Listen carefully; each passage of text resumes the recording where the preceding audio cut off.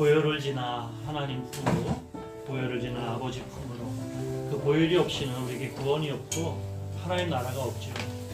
그 보혈의 은혜를 생각하면서 함께 찬양하도록 하겠습니다.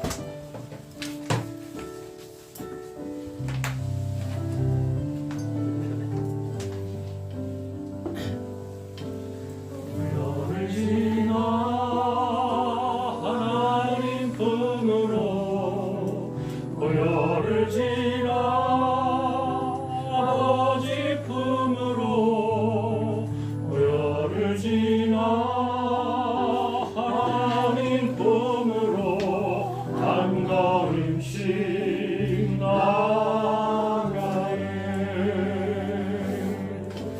보혈을 지나 하나님 품으로, 보혈을 지나 아버지 품으로, 보혈을 지나 하나님 품으로 한 걸음씩 나. 다시 한번 보혈을 지나 하나님 품으로, 보혈을 지나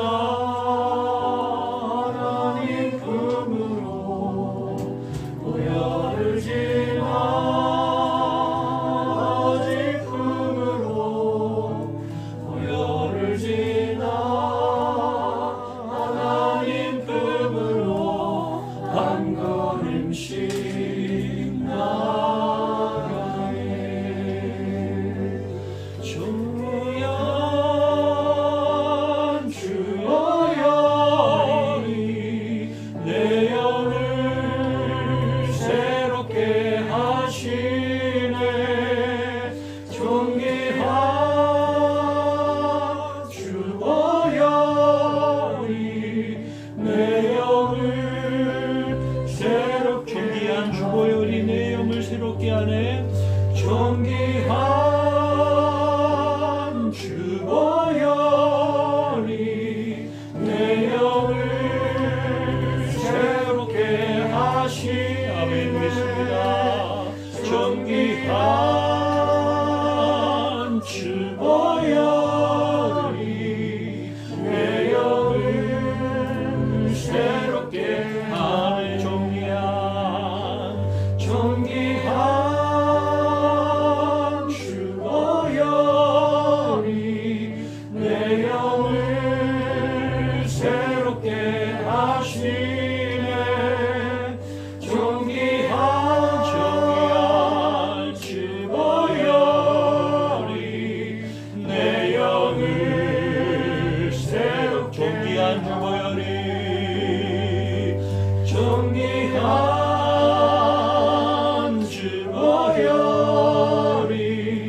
내 영을 새롭게 하시네. 존귀한 주보혈이 내 영을 새롭게, 내 영을 새롭게 하네. 내 영을 새롭게, 다시 한번요. 내 영을 새롭게 하네. 내 영을 새롭게 하네. 할렐루야.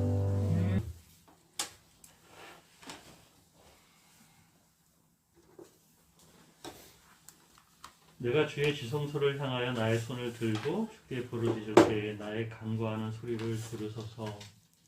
자, 이렇게 2절이 우리 글로, 우리 성경에 기록되어 있습니다만은 사실은 좀 어순이 조금 다른 것이, 들으소서라고 하는 말이 먼저 나옵니다. 듣다라고 하는 샤마라고 하는 단어의 그 강조형, 뭔가 이렇게 그 강조할 때 쓰는 용법이 있어요. 그게 PL형이라고 하는데요. 이 샤마, 듣다라고 하는 이 샤마 동사를 PL형으로 쓰면 우리가 잘 아는 동사가 돼요. 뭐가 될까요? 샤마, 뭐하고 비슷해요? 쉐마. 쉐마란 말이 명령형도 있지만 또 동일한 형으로 강조형으로 쓰이기도 해요. 자, 일단 들어달라고 강조해 줍니다. 하나님, 우리 같으면 뭐 제발 뭐 이렇게 붙여도 되겠죠? 제발 들어주소서. 간절한 마음으로 하나님께서 나의 기도를 들으시기 원해서 주의 성소, 지성소를 향하여 손을 들고 지금 부르짖는 이런 모습을 우리에게 보여주고 있습니다. 그럼 1절을 한번 보실까요? 다 같이 시작. 여호와여 내가 주께 부르짖으오니 나의 반석이여 내게 귀를 막지 마소서. 주께서 내게 잠잠하시면 내가 무덤에 내려가는 자와 같을까 하나이다. 자, 1절의 문장을 여러분들이 보면서 다윗이 지금 어떤 상태에 있는지를 알게 될 것입니다. 지금 내가 무덤에 내려가는 자와 같다라는 말은 그의 심리 상태, 그의 그 상황, 이런 것들이 어떠했는지를 우리가 엿볼 수 있게 해주려고 했어요. 다윗이 지금 뭔가 큰 고통을 당하고 있어요. 뭔가 답답하고 막막해서 무엇을 어떻게 해야 할지 모르는 이런 아주 답답한 상태에 놓여 있는 것이죠. 자, 그가 무슨 일을 당하고 있는지 정확하게는 알 수가 없습니다. 그렇지만 3절 말씀을 여러분들이 보시면요, 거기에 악인과 악을 행하는 자 또는 이웃에게 화평을 말하나 마음에는 악독에 있는 자 등을 통해서 고통을 당하고 있는 것은 우리가 알 수가 있습니다. 그러니까 사람으로 인해서 시험을 받고 화평이 깨진 상태예요. 누군가에 의해서 지금 그가 누려야 할 샬롬이 깨져버렸어요. 자, 학자들은요, 대부분의 학자들은 뭐라고 얘기하냐면 그의 아들 압살롬이 다윗을 반역했었잖아요. 그때 기록한 그 사건을 배경으로 한 시일 것이다. 이렇게 말하고 있고요. 심지어 유대 전통에서도 그런 정황으로 해석한다고 합니다. 자, 그러니까 아들의 배신에 의해서 왕자에서 쫓겨가지고 동굴에도 숨고 저 광야에도 숨고 하는 그런 생활을 기억하면서 여러분 지금 이 말씀을 접해보시기를 바랍니다. 자, 우리도 인생을 살면서요, 때때로 모든 것을 포기하고 싶은 순간들이 있습니다. 힘들고 괴로울 때가 있고요. 그래서 하던 일을 포기하고 싶고 또 관계 맺는 사람들과 관계를 끊고 싶고 더 이상 어떤 것에도 시달리고 싶지 않은 초무기력 상태에 빠질 때가 있는 거죠. 다윗도 지금 사람 때문에 상처투성이가 되어가지고 자기의 심령이 어디로 가는 것 같다? 네, 죽음으로 내려가는 것 같다. 이 죽음이라는 단어도 사실은 웅덩이, 저수지 이런 뜻이에요. 깊은 웅덩이에 빠져들어오는 것 같은, 계곡에 들어가는 것 같은 그런 괴로움을 지금 토로하고 있습니다. 자, 그런데 오늘 이 시편에서 한 가지 특이점을 발견하게 되는데요. 그의 상황이 사람 때문에 상처투성이가 되고 그 괴로움이 심히 심대하지만 그의 이 시편에 한 가지 특이점을 우리가 발견하는데 그것은 뭐냐면 주께서 내게 잠잠하시면 이라는 문구예요. 주께서 내게 잠잠하시면. 자, 이 표현은 사람 때문에 상처받은 다윗인데 누구마저도? 하나님마저도 그를 무시하고 모른 채하고 상처를 주고 계신 거예요. 주께서 잠잠하시네요. 지금 다윗이 보기에는 하나님이 아무런 간섭도 안 해주시고 응답도 안 해주시고 무관심한 것처럼 여겨지는 거예요. 나는 사람으로 인해서 어쩌면 자기 아들과 자기 신하들로 인해서 크고 심대한 상처를 받아서 하나님 앞에 나가 기도하고 있는데 하나님마저도 나하고 아무 상관을 하지 않으시는 거예요. 주께서 잠잠하시는. 이 말이 너무 기가 막혀요. 이 본문을 읽으면서 저는 주께서 잠잠하시니라고 하는 고백하는 이 다윗의 심정이 너무나 이해가 되는 거예요.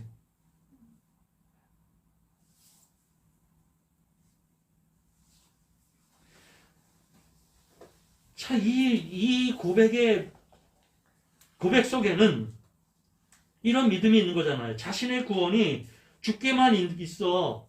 그죠? 주께만 있는 것을 알고 주님께 고백하고 있는데 주님은 잠잠하신 거예요.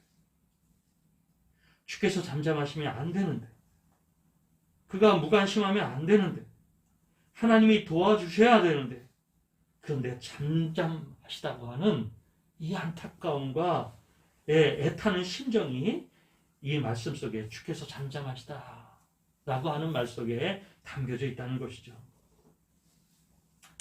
자, 그러나 우리 다윗의 시편에서 우리가 알 수 있는 것은요, 다윗은 이런 아픈 상황 속에서도 계속해서 뭐 하고 있어요? 기도하고 있다는 거예요. 네, 기도하고 있다는 거예요. 막 죽을 것만 같고, 네, 도대체 어떻게 해야 될지를 모르는 이런 상황임에도 불구하고, 게다가 하나님이 잠잠하시니 정말 그 마음속에 서러움도 있고, 애타는 마음이 있음에도 불구하고 다윗은 기도하는 것을 멈추지 않았다는 거예요. 여러분, 어떻게 그는 그런 상황 속에서 지속적으로 하나님을 향하여 기도할 수 있었을까요? 그것은요, 다윗이 고백하는 하나님이 무엇인지가 결정하는 거예요. 여러분은 여러분의 하나님을 어떻게 고백하십니까? 하나님을 어떤 분으로 고백하시면서 그분과의 관계를 맺어가고 계십니까? 다윗은요, 그게 분명했어요. 그래서 하나님이 잠잠하심으로 그의 심령이 죽을 것만 같은 그런 상황임에도 불구하고 다윗은 기도하는 것을 포기하지 않는 거예요. 그럼 다윗이 고백하는 하나님 뭐예요? 1절 말씀에 있어요. 다윗이 고백하는 하나님 뭡니까? 단단한 반석과 같은 분이시라는 거예요.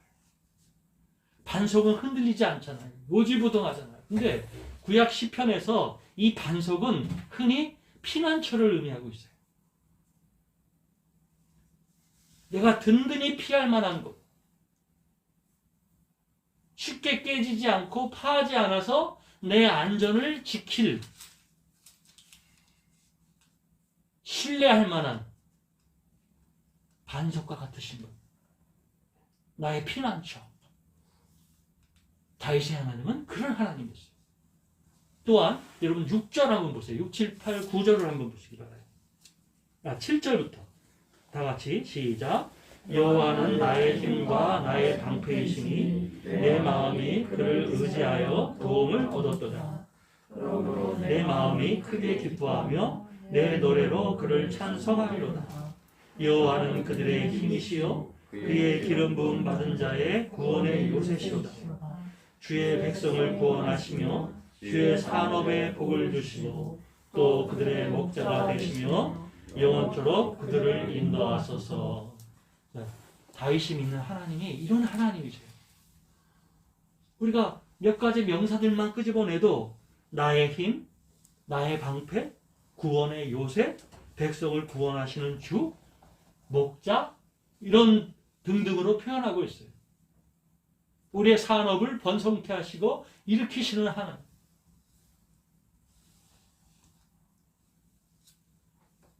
비록 하나님이 지금 잠잠하시지만 그가 끊임없이 하나님 앞에 나아가 기도할 수 있었던 것은 그가 고백하는 하나님, 그가 믿는 하나님이 바로 나의 힘이 되시고 나의 능력이 되시고 나의 반석이 되시고 나를 구원하시고 나를 지키시는 요새와 같으신 분이시기에 나는 지금도 기도한다는 거예요.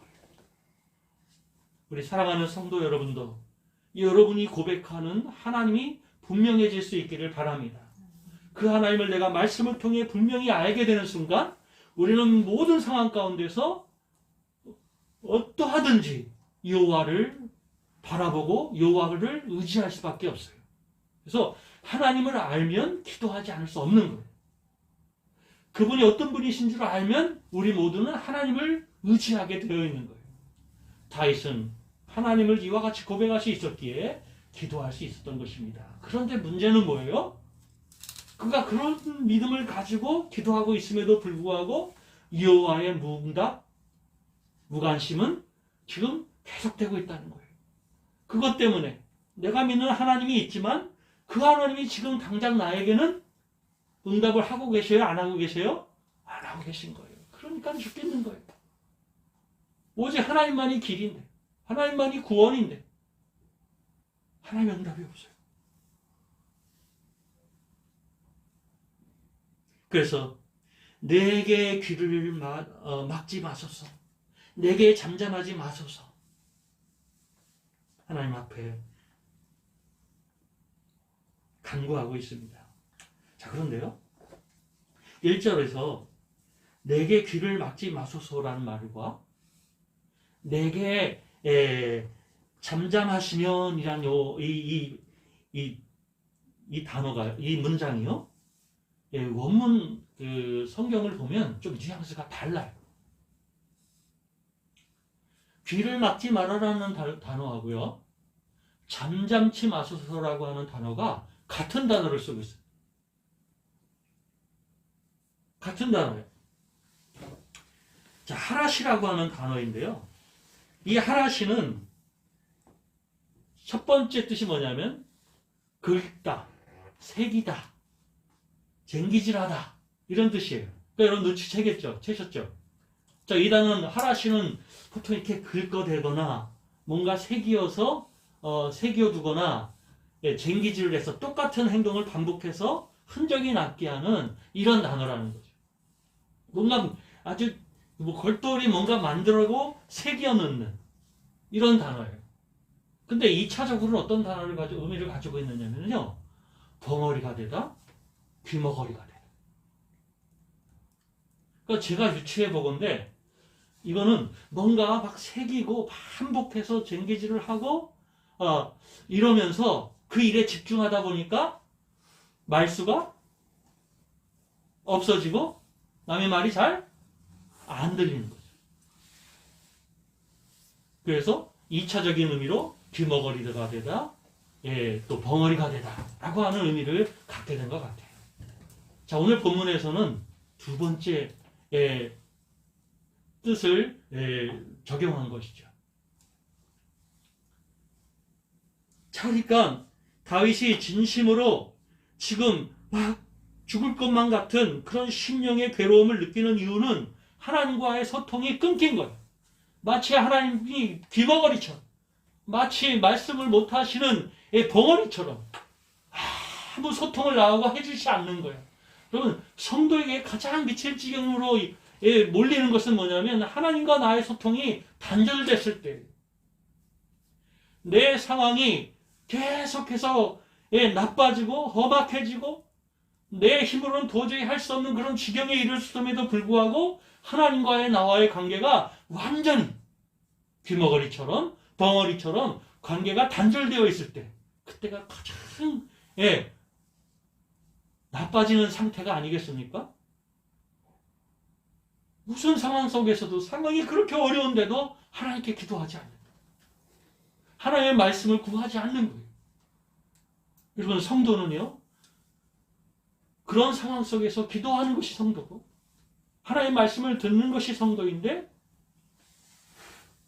귀가 먹고 벙어리가 되어 하나님께 구하지 못하는 거예요. 그런데 오늘 이 다윗의 문제는 뭐예요? 그 하나님 소통의 단절이 하나님으로부터 왔다는 게 문제예요.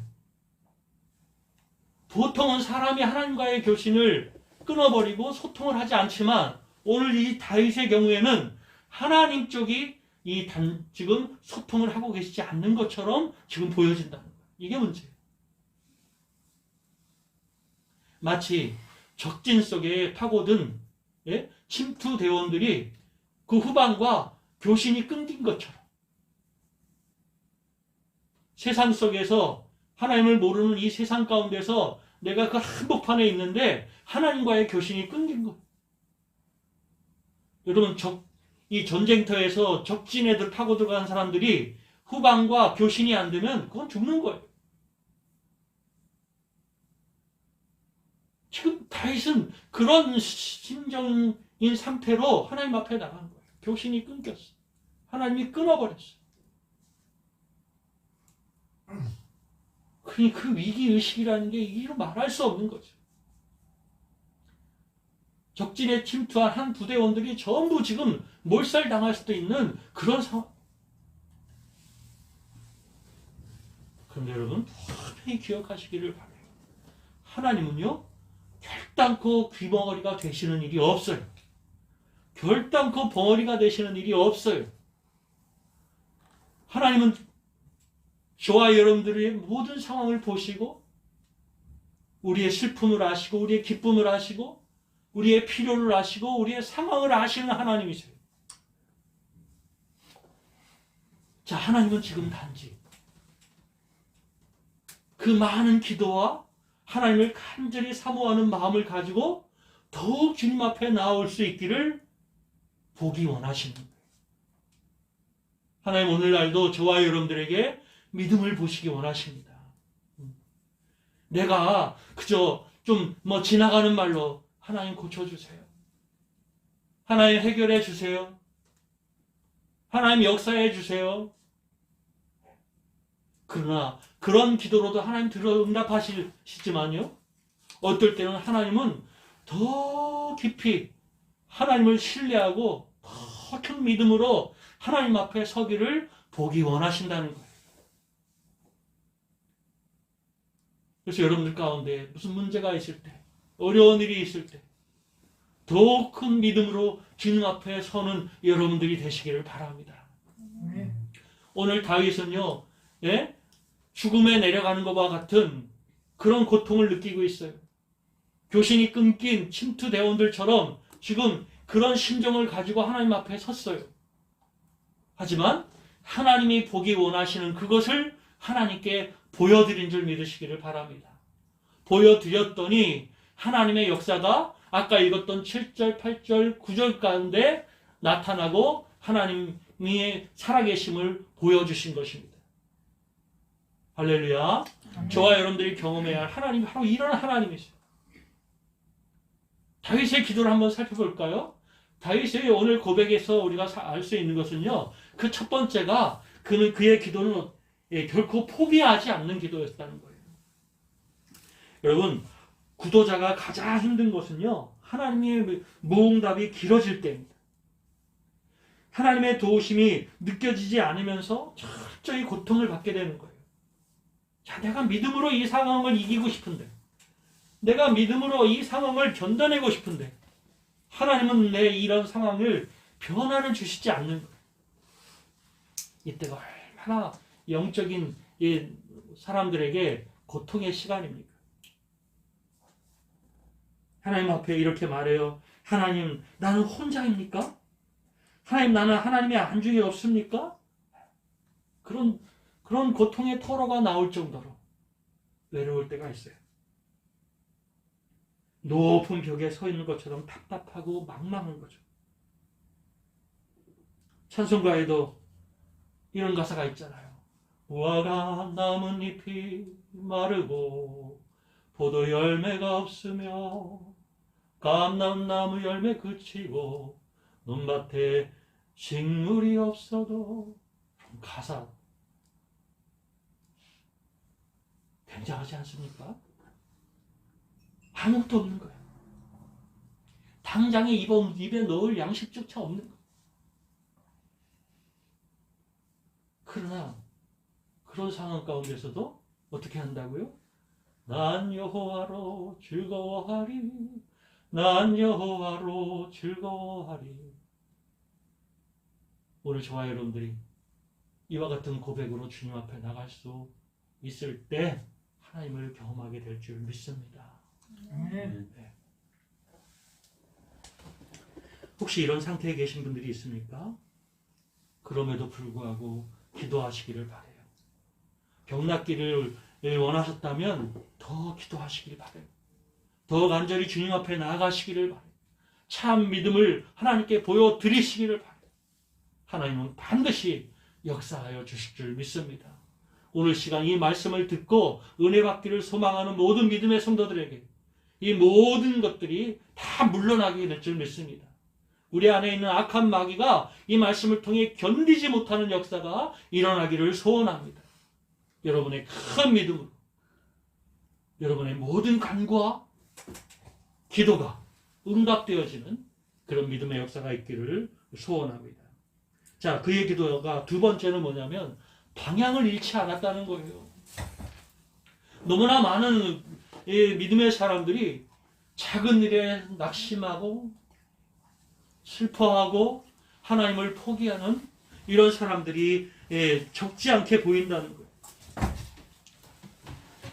그러나 다윗은 1절에서 그렇게 고백하면서도 2절에서 뭐라고 합니까? 내가 주의 지성소를 향하여 나의 손을 들고 주께 부르짖을 때에 나의 간구의 소리를 들으소서. 네. 간구의 소리를 들어달라고 그렇게 기도하고 있습니다.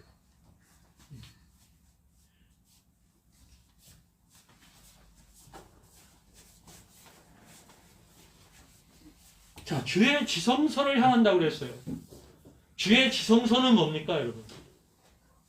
지성소는 하나님이 거하시는 것이죠.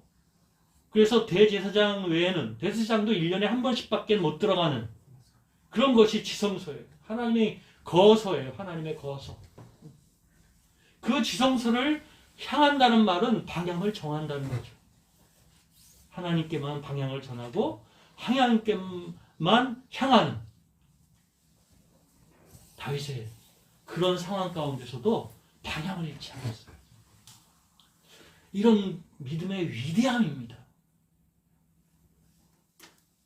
오늘 저와 여러분들이 시험 가운데서 여러 가지 어려운 일들 가운데서 낙심하는 우리가 아니라 여전히 그 방향을 정하여 하나님을 향할 수 있는 그런 믿음의 종들이 다 되시기를 바랍니다. 예. 다니엘이 그랬잖아요. 바벨론 포로 생활을 하면서 많은 도전들과 회유와 그런 것들이 있었지만 예루살렘을 향하여 기도하는 것을 멈추지 않았어요. 죽이겠다고 하고 사자굴이 밥이 되게 하겠다고 해도 하나님을 향하여 기도하는 것을 멈추지 않았어요. 이 멈추지 않는 하나님을 향한 기도의 종들이 다 되실 수 있기를 축복합니다. 기도도 방향이 중요합니다. 여러분, 뭘 나누어준다고 그거 받는 재미에 방향을 잃어버리지 마시기를 바라요.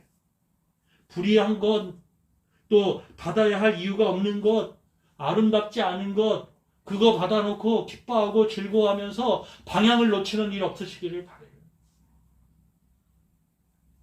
하나님 앞에 거하면서 그 지성소를 향하여 손을 들고 기도하는 다윗처럼, 또 다니엘처럼 저와 여러분들도 그 방향을 놓치지 않고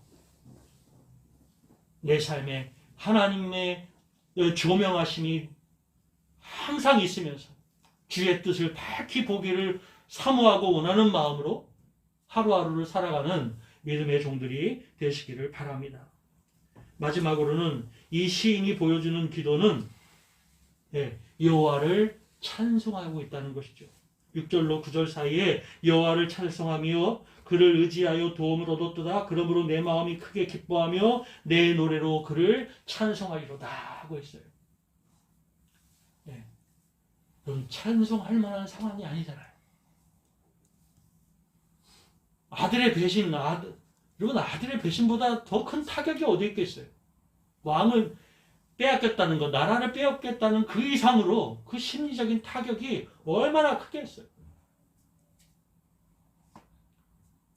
찬송할 만한 상황이 아니에요. 그럼에도 불구하고 시편 3편 말씀에 보면은 다윗은 끝까지 신뢰하고 믿었어요. 여호와께서 내 영광을 드시고 내 머리를 드시고 3편에 가면은 그런 찬양을 해요. 오늘 저와 여러분들이 슬픔 가운데, 고난 가운데, 어려움 가운데 하나님께 감사하고 찬송하는 위대한 믿음의 종들이 되셔야 할 것입니다.